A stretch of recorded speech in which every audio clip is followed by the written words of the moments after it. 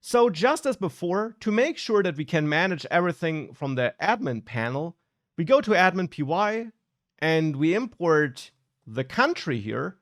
And with the country imported, we of course register this so that we have admin.site.register country.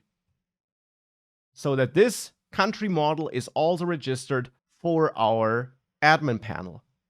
With that, we can restart our development server with run server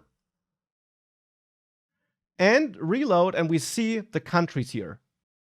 Now the plural name again is off because it simply always appends an S, and therefore we can do what we learned before. We can go to models and to the country model and add that nested meta clause here to then set the verbose name plural, what I did before here for the address as well, and change this to countries.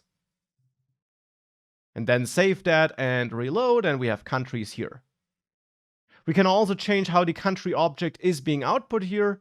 And for that, you learned that we simply override the __stir method like this, and then return our formatted string here, and for example, simply output self.name.